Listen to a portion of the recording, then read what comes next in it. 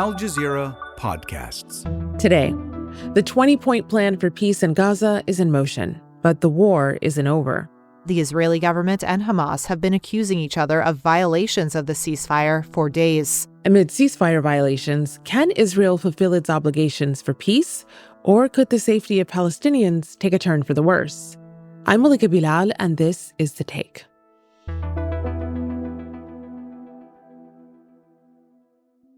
Before we get to my interview for today, remember to leave us a comment below telling us what you think about this episode and what stories you want us to do next. Or on your podcast app, leave us a review telling us where you're listening from, and feel free to give us a 5-star rating while you're there. It helps the show. My name is Sawsan Zaher. I'm a Palestinian human rights lawyer, and I'm based from Haifa.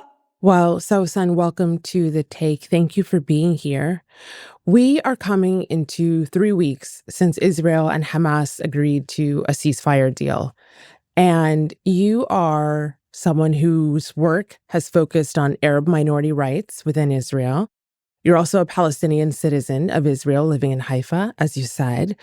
What has the atmosphere been like these last couple of weeks since that time, both emotionally and also in terms of day-to-day life? I think it's a very weird and mixed situation because on the one hand, on an emotional level, everyone here from the Palestinian side, Palestinian citizens of Israel, have been relieved for the ceasefire.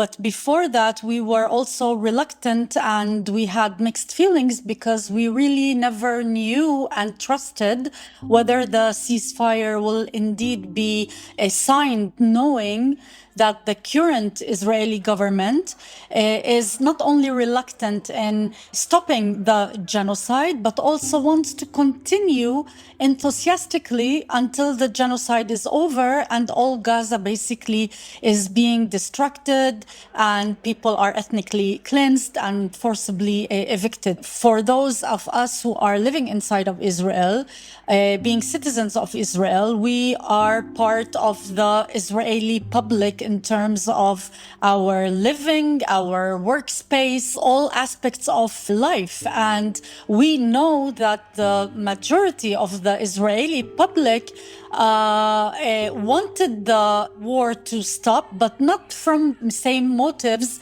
that we wanted it to stop, because there's a huge denial, first of all, of having the genocide on the one hand. On the second hand, they want all hostages to be back. And also they are split in between themselves, that part of them even didn't want the hostage deal because they wanted the bigger picture, which is controlling Gaza through ethnically cleansing and finishing the genocide in order to control Gaza, in order to implement and achieve a wider political vision, Zionist vision, which is in expanding the borders of the state of Israel to the biblical land of Israel, which would, in their point of view, include Gaza. So there are mix of motives, mix of emotions. So it's a mixed feeling. Well, Sawsan, you brought up so many interesting points there. And one that sticks with me is this juxtaposition between the relief and the reluctance, you said, that Palestinian citizens of Israel are feeling versus what the majority of Israeli public is feeling. And so I want to talk about that majority for a minute, because throughout the war, the directive from the Israeli public, the majority, to Prime Minister Benjamin Netanyahu's government has been clear: bring the captives home. The remaining living captives have now returned home. And yet the ceasefire deal was agreed, and ever since, Israel has continued to conduct airstrikes, and they are still limiting aid from entering the Gaza Strip. Do you think that those points matter to the Israeli public? From the Israeli public's point of view, the ceasefire is on, and whenever Israel is attacking, it's because Hamas is violating. They are not critiquing their own government. They are not even exposed to other media, except for the Israeli media, who is also providing them a one-sided narrative and not basically the whole story and the whole reality of what's going on in Gaza.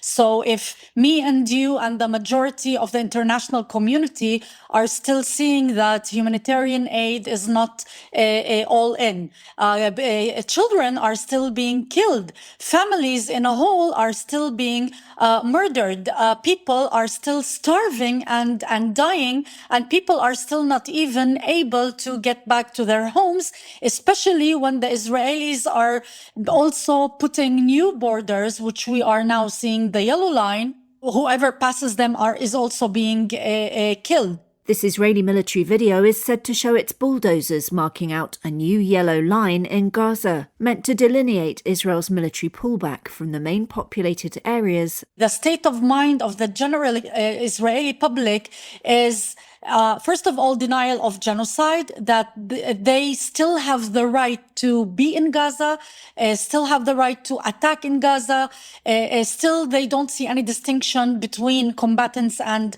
civilians, feeling that they are immune of any accountability because supremacy for them, being the chosen people, having the right to do whatever they feel like it. So the atmosphere of the Israeli government, which is also adopted and anchored among the general Israeli public, at least the majority of it, is that we have the right. I have to ask then, what happens to voices of dissent? Because we know earlier in the war, they were squashed, they were arrested, they were detained. What about now? Is there space for dissent? Well, here we need to make a distinction between the dissent among Palestinian citizens in Israel and the dissent among the Israeli public. You can see that the situation today, 2 years after the beginning of the genocide on Gaza, that there is some change for the better. However, this change is because the more people in the Israeli public is seeing the reality and is able as well to talk more openly about and honestly about the genocide. This is a very small minority in the Israeli public. But if we go back for 2 years ago, Palestinian dissent was struck down. Petitions to the Supreme Court were dismissed. The police struck down attempts, even until today, for Palestinian citizens to demonstrate against the genocide war or to demonstrate even against the political persecution against them. Palestinians were arrested, they were brutally attacked by the police, they were suspended in universities because they critiqued the genocide. They were also fired from their workplace. But now we are seeing that the ability to talk more is more out there, is more acceptable, but still has its own limits. Well, Sawsan, you mentioned this distrust and this question about what happens next. So that brings me to my next question. On Wednesday, the Israeli Knesset voted on a bill towards annexing the occupied West Bank, something that U.S. President Donald Trump said he would not allow Israel to do. And it happened while U.S. Vice President J.D. Vance was in Israel to discuss the peace plan. I mean, what I would say to that is when I asked about it, somebody told me that it was a political stunt, that it had no practical significance. It was purely symbolic. I mean, look, if it was a political stunt, it was a very stupid political stunt, and I personally take some insult to it. The West Bank is not going to be annexed by Israel. Now, Netanyahu's office later called the vote a, quote, a deliberate political provocation by the opposition, end quote, meant to sow discord during Vance's visit. But this isn't the first time that annexation has been raised in Israel. So what do you actually think is going on here, and how likely is annexation? We need to get back to before the war, because the whole issue of annexation is part of the original political Zionist plan to expand borders to the biblical land of Israel, which includes, as I said, Gaza, the West Bank, probably also parts of South Lebanon, parts of Syria, and maybe other territories in the Middle East. This has been the plan that also started in the 1970s with the first illegal settlement in the West Bank after its occupation.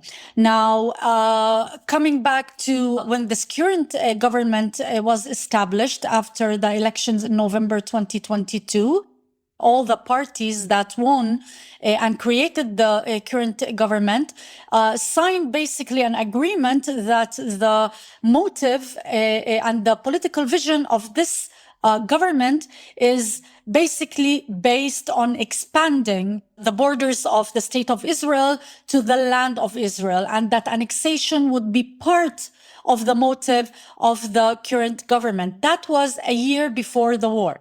Now, what happens now is that under the highlight of the genocide in Gaza and the peace plan and all what's happening, the right wing, which is also led by Smotrich and Ben Gvir, who are not opposition, and this is not a provocation of the opposition. This is a provocation by two ministers who are in Netanyahu's government, who also have been opposing a ceasefire in Gaza because of the same political vision of having a land of Israel. And they have been calling for annexation, which was also part of their political campaign back in the elections, in the Knesset elections in 2022. So the problem is that the genocide on Gaza, with all what is going on with the talks around the Trump plan, which I don't call it the peace plan, I call it Trump plan, basically is being exploited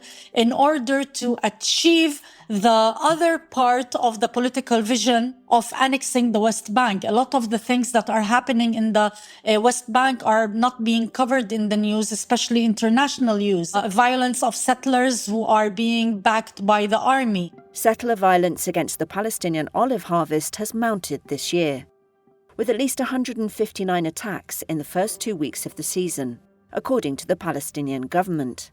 So, yes, Netanyahu put a stop that, and he said, meanwhile, until further notice. We don't know what the further notice, when it will come. Trump also stopped it meanwhile, but we cannot trust what will happen when those two people will change their mind. Okay, so I hear you with not being able to trust, but I do have to say, because political analysts have said this is the strongest they've heard the U.S. ever come out and stop something. So in an interview with Time magazine, Donald Trump said that if Israel goes ahead with plans to annex the Palestinian territory, the occupied West Bank, Israel, quote, would lose all of its support from the United States, end quote. Have you ever heard anything like that? No, frankly, no, which is, of course, good on the one hand, but still, it's very difficult to really accept it and feel relief, because the whole situation with how Trump is being and has been dealing with the genocide war, not just now, from already from when he got into office, is not something that we really can trust, because first of all, it's only words.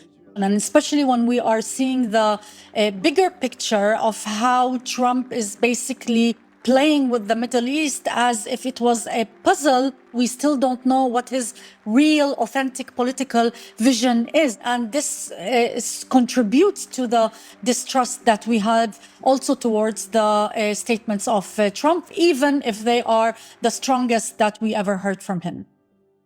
We'll have more with Sawsan after the break.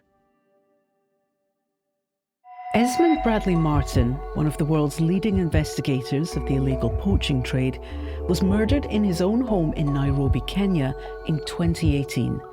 To this day, nobody knows who killed Esmond or why. Was it because of his work, or was it a different reason altogether? Hear from Esmond's friends and colleagues in True Crime Reports.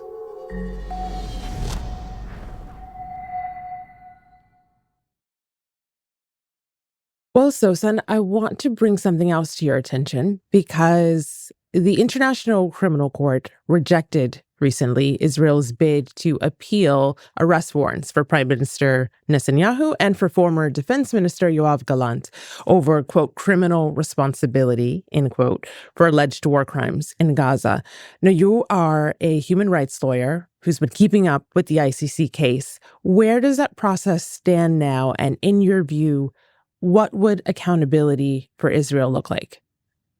First of all, ceasefire cannot be achieved and cannot be sustainable if there is no accountability. We all saw it live on our mobiles, and we all were paralyzed and threatened from what Israel is capable to do. And the fact that we are now in a situation where there is ceasefire and still, by the way, the genocide did not stop because we are seeing violations by Israel. We are still seeing attacks and bombing by Israel. So we still cannot say that the genocide is over. And even if it was over, a crime was committed and the perpetrator must be as well brought to justice. I think that the fact that the ICC didn't accept Israel's appeal is one sign, even if justice will be slowly done. But still, this is a very important decision by the ICC. And I think that especially that Israel is true the main perpetrator. It is the one that intentionally designed the genocide. It committed and executed the genocide, but it couldn't have done that without the assistance in one way or another by foreign governments. So, which aided in several ways, financially, military wise, politically wise, diplomatic wise, and they hold responsibility based on the UN Convention against genocide, which basically they initially should have prevented the genocide already 2 years ago. When we're talking about international law, we're talking about an international system and tools that have been formulated and adopted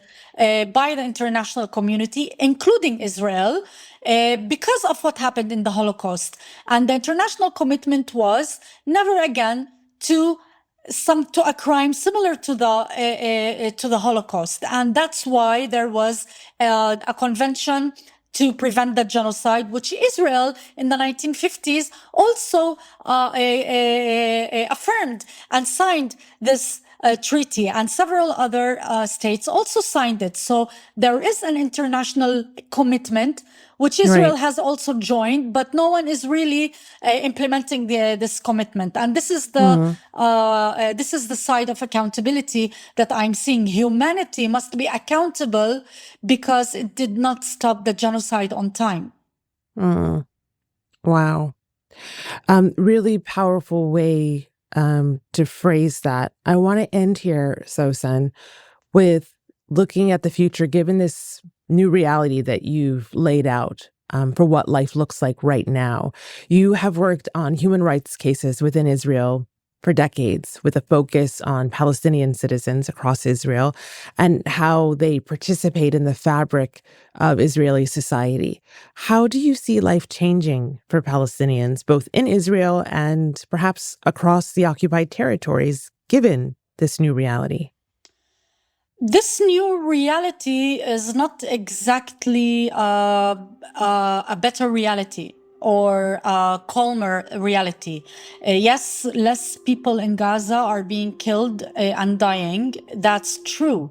But we cannot disconnect the conversation between Gaza, West Bank, and also what might happen to Palestinians inside of Israel, because we are talking about the same regime. It's the Israeli regime that is through different legal systems that they are applying on Gaza, on the West Bank, and here in Israel, is treating Palestinians as the enemy. So let's hope that it's not that I want to be pessimistic, but it's because I know well, like a lot of my other colleagues, that Israel perceives Palestinians as enemy no matter where they are and which status, civil status they have. So in the West Bank, for example, they are facing different violence and war crimes and crimes against humanity from the Israelis.